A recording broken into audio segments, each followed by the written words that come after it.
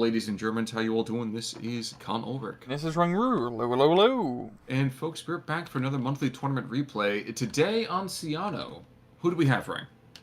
Left-hand side in the blue, we have Yepcock playing as the first Fallschirmjäger division with a flatline income. And on the right-hand side in the red, we have Colonel Koenig 42 playing as the second New Zealand with a balanced income. You know, I think today's replay will really prove to us if first is the worst and second is the best. For me, you know, I can't help but feeling that my expectations are going to be kind of dropping out of the sky, kind of like these Fallschirmjäger should be. But what's your thoughts here, sir? Yeah, I mean, this is a classic DLC matchup here, first versus second New Zealand. I mean, very good infantry. Full of first, this is a pretty good map without long-range, scary anti-tank. And also a good map for Fallschirmjägers, so we're going to have to see how it works out. But same thing, you know, second New Zealand, great offensive division. You really do need to get that momentum, and, you know, I mean, the incomes is going to make this interesting more than anything. Yeah, so flatline, not really something we tend to see a whole lot. Why a flatline income? Is that just for that kind of consistency, or? Oh no, you just don't see people do it. It's usually balanced or maverick, and those are the only two that matter. So yeah, Koenig definitely trying to be a little bit anti-meta, which is a nice change of pace. True, very, very true. And I mean, and calling it some early, I was gonna say from the first side, but we have an early Wolverine, which is kind of uncommon because if you're looking at the first Fallschirmjäger, this is not exactly a super heavy armored deck. I mean, if you think about it, we saw on the decks just now, 7 Tigers, only one of those in A. What do you think he's bringing that in? It's not just for the HE, is it? That's maybe just deterrent against any potential tanks. And then maybe just some long range. Oh yeah. JU-88 down to the south, plowing through and absolutely wrecking the front lines of that first, the second New Zealand line, but the second New Zealand defense line. Mm-hmm. And while there's a bigger armor concentration to the north, I can't help but feel that there's going to be a little bit more action going on in the south than we're kind of used to here. Yeah, it's actually going on all over the place, really, for this map, which is quite interesting. I mean, that town push. I mean, who needs off-map artillery when you have GU-88 and the Fallschirmjägers? Rail they can push up. I mean, at close range, you can have a... I'll say a little bit different. No. That's nothing really scary close range in that town, really. And you know Fallschirmjägers. Especially the Diggers Piat. I mean, don't get me wrong. I mean, it's cute that those guys have all those elite Enfields, but a Piat's not exactly fired against a Fallschirmjäger, so... Yeah. But I do like this northern positions, like, all over the place. I mean, both sides technically have parts of the town under control. We have the Nashorn for some long-range anti-tank fire support here. And yeah, I think this is definitely just the anti-tank capabilities has given Yepcock the ability to make those maneuvers up north. Exactly. And it's kind of fascinating just to check these things out, because down to the south, too, we're seeing a renewed kind of like demi-push. Some more infantry being tossed on in here. Is that any artillery coming in as well? No, just lots of Stahlstruppen. So expect to see a rather hefty push, probably within the next 2 minutes or so. Yeah. A quick look in the super south here. We are going to see that some of those Greeks are pushing forward. And remember, guys, this kind of Dromos over here, kind of the Greek version of the Pioneers. I don't really know how to call it Grease guns. We don't see them often enough to really be super familiar with them. It is a decent standard SMG, but they are nice because it's an 8-man flamethrower team compared to like the standard 6, so a little bit more survivable, and smoke grenades are never bad. True. We are going to see more and more Kitty Hawks here, though, just hitting the front lines of the first Fallschirmjäger. And indeed, one in the back is he's going to probably find that LG-42, that poor guy, right? Oh, no, never mind. He's going to engage by the Italian. And the Italian blows him to pieces. That thing is way more deadly than ever I think of giving it credit for. Yeah, it's got 3 20 mils and 2 50 cals, so it does have a pretty decent frontal armament here. And also decent, well, that was a pretty mediocre strafing run. It has the potential to be super crazy strafing runs, that's for sure. Yeah, but I mean, so far, Yepcock is definitely leading the momentum, and rightfully so. He does have the income advantage. Not a lot, but A-phase is really going to be his only income advantage. But worst case for both sides, I mean, the worst disparity has come in sea phase, for 30 points difference between Yepcock and Koenig, which isn't really all that bad. You can live with that.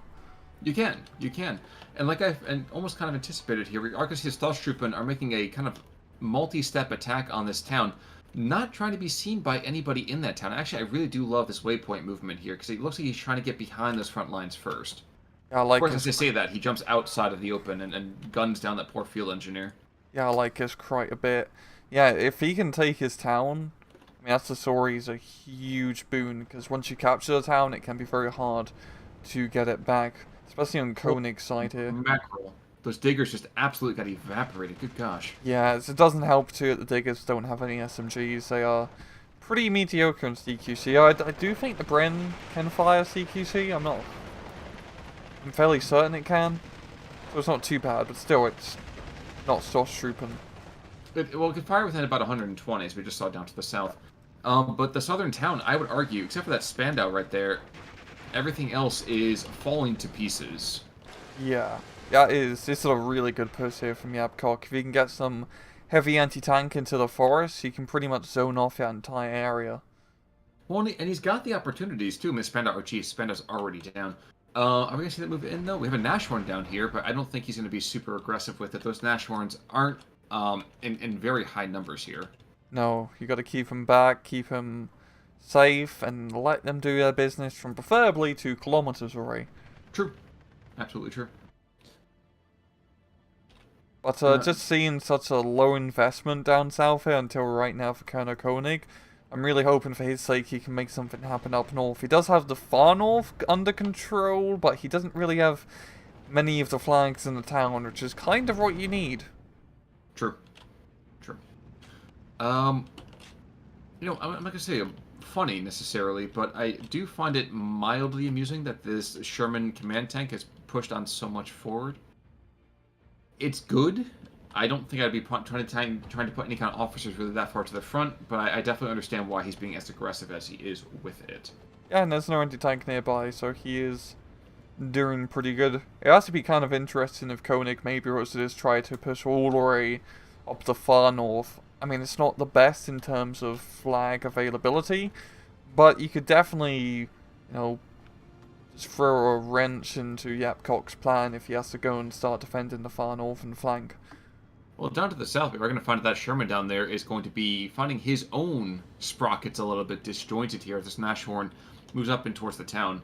Solid position in that. I mean, assault gun, not a ton of armor, but really, really effective range if he gets a nice little skippity-doo in.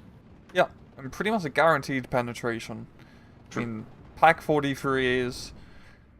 It's a pretty crazy anti-tank gun, really. Oh, absolutely. It's absolutely. Armor penetration disparity between previous guns of the same generation. And we just missed a bomb going down to the south, or at least I did. But I got it. I admit I was looking. There's a smoking crater in the center part of the map, and I thought for half a second it was something important. Nah, just another crater. Yeah, and I do love. I mean, he is following up. Yepcock is immediately from the bombing run with some Fauci markers of his own. Great use of suppression and actually, you know, moving up. This is what you usually see with people off map, but Yepcock will be doing it with artillery. I mean, aircraft, which is kind of a, you know, version of off map, really. They're not on the map for too long. True. True. Unfortunately, he is going to start to nuke his own troops as tube artillery is starting to engage as his own troops are going within that kind of unsafe area. It's very much a beaten zone, I would argue. Mm-hmm. But the rounds are dropping exactly where they need to. I'm actually quite surprised by this. The Cathedromas, the Diggers, the Field Engineers, these guys can't stand up to firepower, but that Kitty Hawk, that's going to be quite delicious. Oh, that was good. That was well-timed. Is he going to get the surrender? Everyone's pinned. Except for that Grenadier. Whoa, where'd they get all this air power come from? Jeez, yeah, that's a lot of air power here from Koenig. Very well timed. That's kind of saving his ass down south. Starshipmen are still coming in. Where is that anti-air? It's not they don't have it. Why did he not bring any anti-air in here? That is such a shame. Yeah. There, belatedly, a couple of Flak 20 mils coming down in. Definitely a reactive measure, that is. Because this aircraft did a fantastic job here from Koenig, but not fantastic enough, unfortunately. The True. Grenadiers and the mortars managing to really pave the way, and that's going to be a good capture. So far, I mean, Koenig's doing fantastic. You know, it's Yes. B phase. I mean, the income is no longer an advantage, but it's not that big of a deal. It's only a 10-point difference. But he's still leading the momentum, and he has, you know, the flags where it counts. True. True. Now, Digger's Piat over here in the front lines was surprised he hasn't surrendered just yet. I think just the MG42 has just not been quite as aggressive as it needs to be. Nope. The flak 20 mils? Okay, yeah. Essential position, probably a good idea. You want to make sure that Nashorn is healthy, especially in the view of all of those Kitty Hawk flights that have been happening so far. Yep. They probably could have made the Nashorn more protective from anti-air. They also just stuck a 20mm on top. That would be actually kind of terrifying. Yeah. Just like literally just boat it on top of the open part. So you'd have the guys in the 20mm and just below them are the guys in the Nashorn. It turns into like some weird like 40k thing where you have 14 different. It's like sponsion guns. Exactly. Guards running next to it carrying the 20mm shells because it's cheaper that way. Yeah. Now looking back to the north, because it's calmed down marginally here, and I say calmed down as a Sherman tank is engaging some NG-42 Grenadiers in the open. But it hasn't been quite as much friskiness as I would have expected. Usually this is where we see a lot of action over here on Ciano. Yeah, usually like in the far north between kind of like his triangle forest, so to speak, but essentially Yepcock has finally managed to completely secure like the town right down the road, and he pretty much has it under his control. He doesn't have the north, but he has the flag in the north, which is really all that matters. Also, interestingly, those 20 mils are not enough to keep that Kitty Hawk away. In fact, the Kitty Hawk still is able to take out something else here. Wow. This thing is going to get 2 kills, I think, out of this bombing. Yeah, oh, almost. Jeez. I think if not for the flak, it would have just been a 1 meter closer, and that Pack 40 would have been a Pack Gonti. A Pack Gonti. I mean, I think that's from the Italian division. I'm pretty sure. Is it Pack Gonti? Yeah, the Pack Gonti Sagatoro. Exactly, the Pack Gonti Sagatoro. So 59 in the meantime, though, like you said, we are into Phase B, which is mildly surprising that we haven't seen a little bit more active play just yet from Colonel Koenig. Yeah. But guys, this is where we start to see some more Shermans. I think this is 7 Sherman card and an 11 Sherman card in C. This is where it's really, really quite important to keep all that AT suppressed or slain as much as humanly possible. Yeah, I mean, like, historically in our replay, 2nd New Zealand is usually the go-getting, very offensive frontline division, but not so far for Colonel Koenig this match. He's definitely been much more on the back end, as Yepcock has been able to really utilize his air power and infantry effectively to get those important map control areas. Well, you know, and I'm sure there's going to be a Kiwi who's quite angry to hear this, but of course the second New Zealand has to be offensive. Have you met any Kiwis? Nice people, but very, very direct sometimes. We do see a first Tiger over here in the north, a Tiger E, kind of flirting with the idea of going into the forest, which kind of makes sense. Tigers tend to be more of a plains kind of animal, or like, you know, loose scrub, but a thick forest, not really a great idea for it.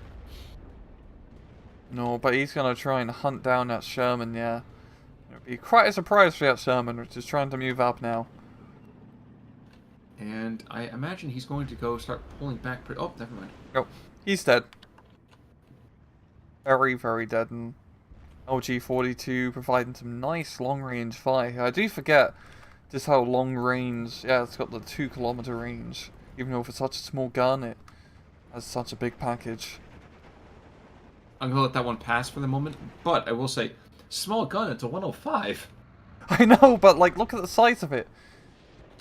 Like, it's like a tiny gun, but they managed to, you know, slap 105mm on that compared to a, you know, a regular German 105mm howitzer. You know, Rang, I'm not going to say I've ever had to hear this myself, but isn't the important thing what you do with it, not the size? It's true. It's a location and just... It's the motion of the ocean and all things like that too, right? All of that stuff too. Now, Ju-88, this is the slightly marginally lighter version of bombing runs here. And again, I say slightly marginally more, lighter. It's still 2850 kilogram bombs. It's also going to fall relatively far from where it needed to. Yeah, it was pretty anticlimactic. What I am interested in is the fact that there's an increasing anti-air presence to the south. He's got 137 mil. He's throwing it a shnikey ton more of anti-tank and infantry squads down here. I don't know, but we might be seeing, if not a counter push completely, a kind of new defensive line being set up in the wake of seeing these Shermans and this Carrier 30 moving on in. Yeah, that definitely does seem to be the case. But, I'm actually thinking about it. I mean, Koenig is playing balance. Looking at his deck again, he has a lot of C-phase units, so I think he's probably going to be a late bloomer in this case. I mean, he is getting some of the better stuff out. He's got the Maoris on the field. He's getting much more in armor assets. He still, needs to make a push happen now. Try to even up to a 12-12. But, just depends where it's going to be.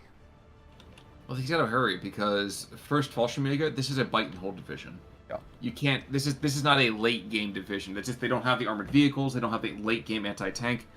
But if you allow them to get set up, good luck digging them out without a lot of artillery. Which, looking over here at the 2nd New Zealand, we got some 25 pounders, but not for another 3.5 minutes, or say 4.5 minutes, 3.5 minutes.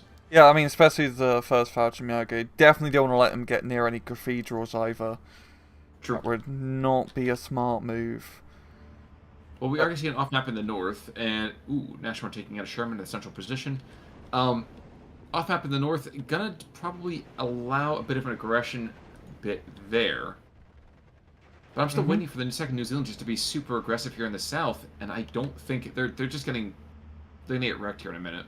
Yeah, I mean, both sides are meeting up here in this meeting engagement, and as you should know, Fallschirmjägers are really, really scary. Yes, Hoplites are decent, but they're not Fallschirmjäger decent by any stretch of the imagination. Of course not, they got spears, man. They're farmers with pitchforks. Stahlstruppen in the meantime, those guys, I love that the Stahlstruppen, for the record, have the Beretta with the M38. They've got the FU-42, and they've got a Bren gun. They are the and a Molotov cocktail. They are a purely multicultural weapon squad right there. I know, right? Italian, German, British, and Russian, all in one weapon loadout. No, please, finish. Oh, finish, yeah, true. Yeah. And just like that, the Hoplites are finished as well, pushing back outside of that forest, and the Sherman realizes that without any kind of foot sloggers in the meantime, he's got to back up as well. Yeah, especially if a Pupichin potentially is coming up to try and blow his ass up. Oh, Ju-88 goes down. Sagittarius, I think they're not going to be there until too late. No, they are just not going to be there in time. Good kill. Very good kill. He doesn't get many of those. In fact, he's lost 50% of them right about now. So, well done. But the Pupchin over here, he will be able to take out that Sherman. Sherman's not going to see him. That stealth is just way too good. He completely misses. How could you, Pupchin? You had one job. And then the other one picks it up. Don't worry. There we go. That's where you bring two. Oh, absolutely. Never rely on the accuracy. I was gonna say pack tactics. Excuse me. We're back to a 14-10. Yeah. Did not expect that kind of active play here. No, Really it's well a done. great resurgence down south here. Just that fire squad of platoon worth of Fallschirmjäger firepower down south was more than enough to just push back, and he pretty much has an open shot to really digging himself deep into the southern forest position. And this is great an area for the first Fallschirmjäger to hold. Lots of lovely areas for the Puchin, Panzerschrecks, and infantry just to make taking it back a pain in the ass. And a Tiger being brought up as well, just to kind of really lock things down. There's a aggressive Kitty Hawk here, and well, two Kitty Hawks really. Once he gets his bombs off, he's going after the Pupchin. Oh no, he misses ever so delicately, and he goes down as well. So, failed twice. Yeah, the anti-air is definitely starting to get a little bit dangerous here for Yepcock. One thing that's kind of funny for me is that right now he's calling in artillery basically on his own position with that 6-pounder. Unfortunately, The 6-pounder's not going to make it out alive. That's the first part. Oh. The second part is he might be able to hit that Fallschirmjäger Führer, but other than that, I think the Führer of the artillery barrage isn't going to hit much else. Yeah, this is going to be pretty anticlimactic, I think. It's not the best use of his artillery, unfortunately, and Yepcock is, still has all the infantry. We are seeing tanks being brought in that Sherman will definitely help out, but I know Digger's Piats aren't really going to, they're not going to be a good choice down south. There's no armor he's really having to contend with, and they just don't have the firepower to deal with Fallschirmjägers. He needs, Marais more than anything here, and just Hoplites, good CQC infantry. Very true. Very true. There is another artillery barrage to the north. The second one kind of happening here. And geez, another one happening to the south. Very optimistic artillery barrages. Yeah, they're not really going to do too much here. That southern one again. It's at a slightly better spot. Could potentially, pick up a few kills if a few rounds stray off to the right. But, as we usually say with off-map artillery, I only really think it's worthwhile using if you're going to do an attack. And I don't think Colonel Koenig's going to do that. No, unfortunately, I don't think so either. This other JU-88's going to go down, though, I think, unless he gets super lucky, which he does not. Nope. Now, there are small signs of life here or there. For example, there's Hoplites and Maori over here moving into that southern town, able to pick off a couple of exposed units. Nothing too crazy just yet. And that artillery barrage did a lot more than I thought it would. Yeah. A lot more than I thought it would. Well done there. And is he going to follow up? Kind of. It's a little bit slow, but he does have potential. Well, and that's the funny thing, too, is I feel like the second New Zealand, that ends up being another thing that really drives against it, is that you've got to be very quick to the attack, and they're foot sloggers. They're not really there to have a rapid assault. I can tell by the sense that you haven't immediately responded and said, yes, Con, you're absolutely right. You're going to disagree with me, and I'm okay with that. I just feel like with second New Zealand, you just got to keep up the momentum, dictate the fight, and just kind of keep pushing. And even though you may not have super heavy crazy stuff, you don't have super uber immense crypt infantry, you have decent infantry, which, if you can just spread them around and be a pain, you can do pretty good. And that's really hasn't been the case. Koenig has pretty much been on the defensive the entirety of the match, and his division just doesn't do well on the defensive, especially in straight-up fights against Fallschirmjägers. Really, these infantry fights have just been killing him. The thought occurred to me just now that inherently both of these divisions are inherently super aggressive divisions. Fallschirmjäger, you cannot sit on your heels. Second New Zealand, you can kind of be pretty defensive with first Fallschirmjäger. Once again, if you get the cathedral. Yeah, but I'm saying you have to hit it. You have to hit hard first, though. You can't just lay back and allow somebody else to dictate, because it's another foot heavy division. You're not going to be moving super high columns of just mechanized material. No, you just gotta play well with the Fallschirmjägers and then use all the heavy anti-tank and anti-air to set up the position afterwards. And that's pretty much what we've kind of been seeing. I mean, just look in the southern town. He's got that under control, and it's Tigers, Nashorns, infantry, anti-air all over the bloody place. Absolutely. A couple of Wolverines being brought on, and actually I do like this call. These are where Wolverines need to be. Bring them in pairs, you stick them down here, there's a heavy tank, okay, good lord, quick, throw in a Sherman to distract, and then throw some Wolverines behind it to use their healing factor and kill it. Distraction Sherman. Yeah, exactly. Exactly. Unfortunately, if you look at the attack move that's happening here, wow. And once they could succeed, there's just a lot of Fallschirmjägers. It's pretty CQC. Once they get into the forest, those Panzerfausts become rather scary. And there's not much to stop them either. Yes, there's a couple of assassins, a couple of snipers. Yes, there's an HMG. Yes, there's even some of these Hoplites, but not gonna be enough. It shouldn't be enough. Let's put it that way. Yeah, and just I think this match really goes to show just how powerful Fallschirmjäger infantry can be. Just a sheer realm in amount of firepower at medium range is pretty nuts. True. Oh, absolutely. Tiger, in the meantime, he's going to start to be engaged by the Wolverines. Unfortunately, Wolverine, lots of claws here. I'm not really sure that's enough to take on a big kitty, though. No. Yeah, the Faucimagas are going to make it to the next forest line, and I mean, you have the two Wolverines, but they're not really that scary, and the Sermon is in the forest, which is not ideal. But he has enough firepower to keep stuff at bay. You know, one thing I'm surprised we actually haven't seen some more smoke being dropped over here by the mortars. Fallschmager's been pushed back for the moment, and that's fair. Awful lot of ferocious firepower, but at this point they hold the western side of that northern-southern forest. There's a lot of directions there, I'm sorry about that. But it means at that point the enemy infantry has to get super close, and their vehicles can't support them, which is a very, very hard place to be. Yeah, this is... I mean, this is like perfect area for first Faucimaga. Just good CQC, the Puchins, and all the Faucian like infantry work really well. And yeah, it's hard to maneuver around Shermans and Wolverines in a position like this. You know, I took a quick look over here at the north. There was a rather tentative, it had a potential push coming on into that northern town.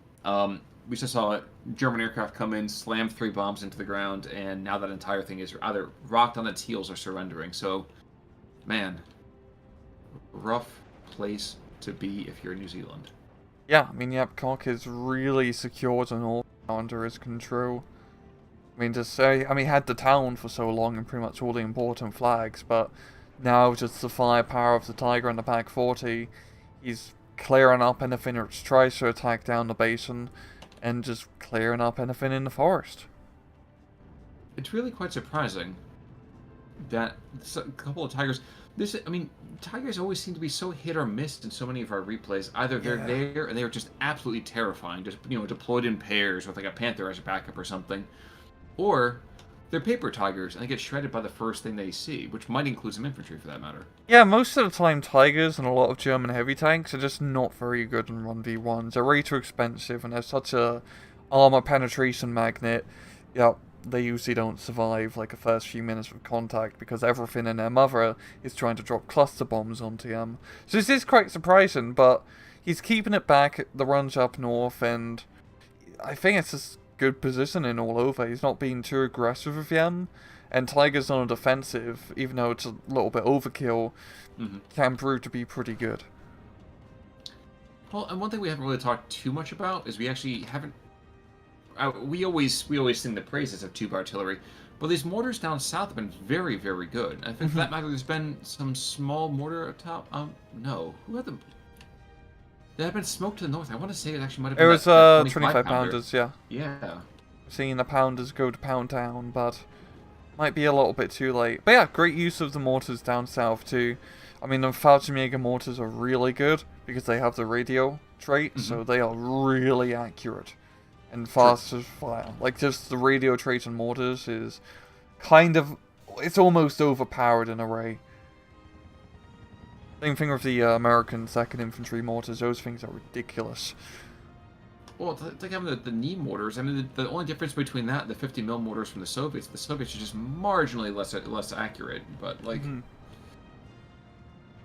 But yeah, guys, this is what happens when your infantry cannot spot for your tanks. We have 2 Wolverines and a Sherman coming down south. Might see a dead Tiger, but at what cost? Because there's all of this anti-tank right there. Yeah, this is just a lovely defensive position. He's got the mortars, the anti-tank, the infantry all over the place, spread out. Like, this is exactly what we'll be doing with first Faucimaga. Well, and sharpshooters are being attacked. Fallschirmjäger being forced into a pin here. But you know what? That's fine. That allows the Tiger to kind of move on in and just start destroying, laying waste, or this entire armored column. Kind of funny seeing those late Sherman 1Bs. I'm surprised that they only came out now. I kind of wonder if they would have been more effective deployed in the northern positions. Yeah, a little bit sooner, just for some fire support into that town. Because he does... oh, yeah, it has some in B phase, so... Yep. Those would have been pretty decent. Second Wolverine goes down, and that's the swan song right there, guys. It is the last 20 seconds. I'm sure we could probably say, and I'm sure you would immediately say, Second New Zealand, you said it once already, you've got to dictate the terms of the engagement. You can't sit on your heels, unfortunately, and I think that's unfortunately... well, I think Colonel Koenig has lost his crown doing that today. Yeah, I think he needed more oplites and less diggers PH, because a lot of those important engagements essentially came down to infantry fights, and diggers PH are just not that great. I mean, it's nice to have a Piat and a like, what, 25 points, which is not bad for a Piat infantry. But in terms of actual infantry fighting, they're god-awful. You need an Well, obligate spam.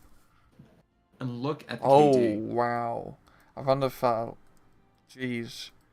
And Jeez. the major killer right here was the Spitfire, who took out 2 JU-88s, a Pack 40, and a Fallschirmjäger. Other than that...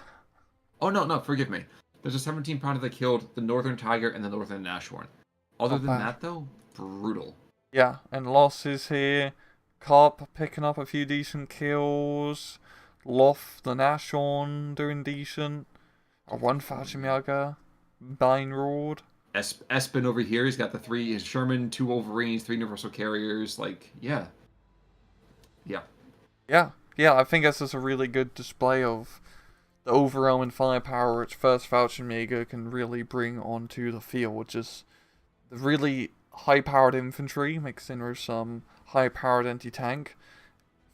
Sprinkle in a good defensive position, and they can be pretty good. That certainly seems to be the case, that's for sure. So, unfortunately, Colonel Koenig is still in second place in this particular matchup, and the first Fallschirmjäger does take the podium. But, when push comes to shove here, loved seeing the second New Zealand. Even from just a historical perspective, great to see the multicultural kind of side of that. Love it. Yep. Any final thoughts there, sir? Not today, no. Well, folks, in that case, then you've got to come back over here later this week for another replay. Until that time, I'm Con Ulrich. I'm Rangru, take it easy.